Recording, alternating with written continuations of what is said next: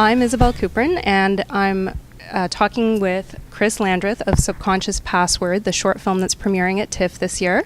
And we're going to talk a little bit about this for Canadian Film Review. All right. So, congratulations. Thank you so much. Let's start off with, can you tell me about the idea? How did the idea come about? Over the last few years, with increasing frequency, when I go to parties, which I do because of festivals like these, I find myself blanking out on somebody's name, somebody who walks up to me, and they know me really well, and I kind of know them well, but I can't place where they came from, and the worst thing is I can't remember their name, right? And when that happens, one of two things comes out of that. The first thing is a really bad thing, which is that the person catches on that you don't know who they are, and they stop everything and say, "Oh, don't you remember? My name is, John." And when that happens, this pall comes down, and there's nothing you can do from that point on. It's just like that, this kind of little embarrassing thing, right?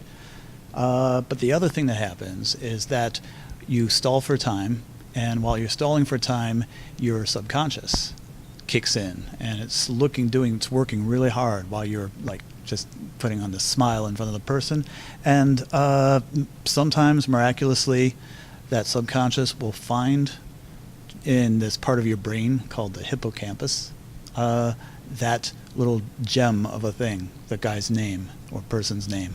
And when that happens to me, boom, the name pops up, and oh yes, and I say, what happens to me is that I overcompensate, right? I use that person. Nice to see you, John. Hey, can I buy you a drink, John? John, what's going on, John? Is John this, John that? At that point, because I'm just so just giddy because I remembered the person's name.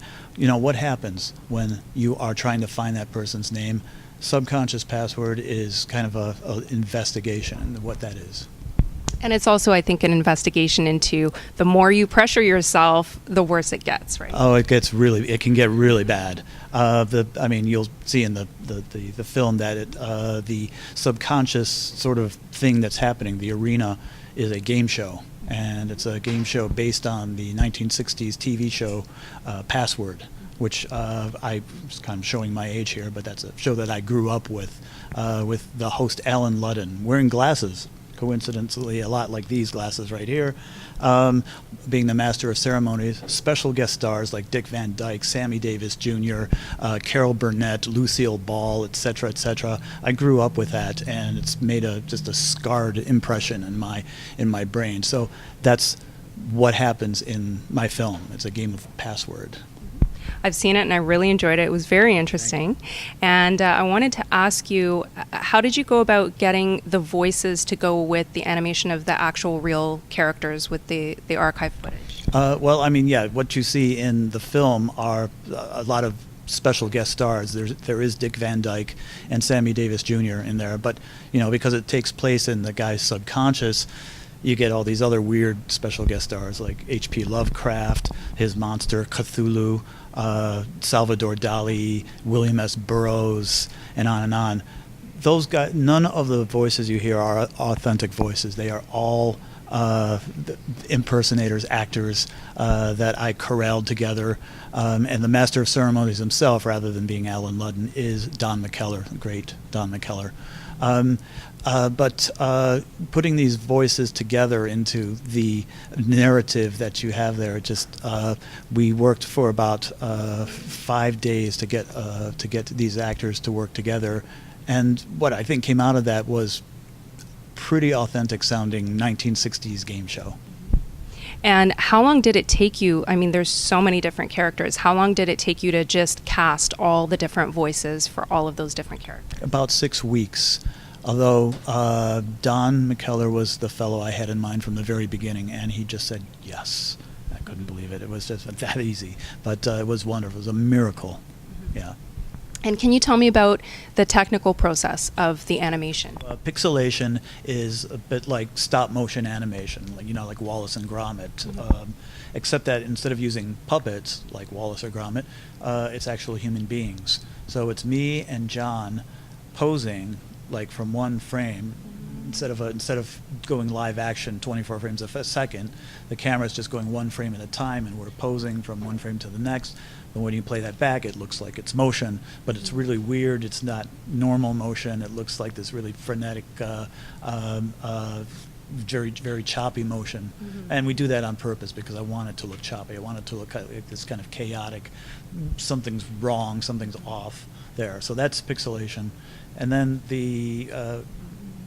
as we go into the brain, we see this huge galaxy of neurons, of brain cells.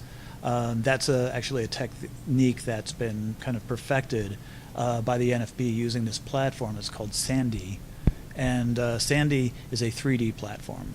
It's a 3D. It's a way that you can actually, the person who's animating is actually drawing in space right in front of his eyes. In this case, a guy named Munro Ferguson, and he's drawing these neurons and then placing them in actual 3D space and then moving them. He's got these funky glasses on, so he can actually. It's got this virtual space in front of him, and that's how he's able to construct this brain cell environment. And then we go into his subconscious, and then it becomes CGI, computer graphics imagery. Did you just sort of sit down and write it all at once, or did you do it over time and sort of pick up on little elements of your own subconscious? Well, I mean, I'm squinting because I'm trying to remember how that went. No, it took place over. I did a single draft of this probably in about 18 hours. Because I had a deadline to get, I needed to get a fellowship or something grant in. It was a fellowship. It was it's a Guggenheim fellowship, and that's actually what started this. Was that there was a deadline for applying for this Guggenheim fellowship, and someone told me about this with a day or so, like before the deadline. So I'm scrambling trying to get this thing together, and it was. I mean, the first draft of it really sucked. It was sort of had the idea in there, but nothing was really worked out. It took another, I'd say, 4 months and about 6 different drafts of a screenplay to really get it down. So it didn't come instantly. But can you tell me a little bit about getting into TIFF? What does this do for short film? I mean, TIFF is kind of, for me, it's unique because as far as festivals go, an animated short film generally goes into one of 2 different kinds of festivals, right? It goes into festivals that are like TIFF, feature film festivals, but there are a few short films that they put into that. Like Sundance, for example, is like that, or Venice or Berlin, etc. And the other kind of festival is an animation festival, like the Annecy Animation Festival, where the film won grand prize a couple of months ago. Those are much more specialized towards animations. It's more of a geek kind of presence at those, but it's still like a big deal as far as animation. A festival like this, which is a feature film festival, I think is kind of unique because short films do get a lot of attention here.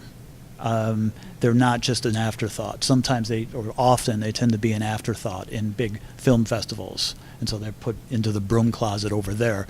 TIFF is very different in that respect because they put a lot of emphasis on it, particularly Canadian short films. I think that's because there's such a huge scene and a long tradition, largely because of the NFB being around for 75 or so years, that there is such a big presence of a recognition of short filmmaking here, and TIFF really shows that. What do you think in terms of just overall short film in Canada? What are the opportunities? Is it still hard to get out there? Is there a lot of opportunity after the festivals are over to find platforms for short film? I mean, short films is, going through a really weird transition that no one's really sure of right now. I mean, always it's been hard to make short films. There's no money in it. It's a form that not a lot of people see. I mean, in my opinion, way too few people see.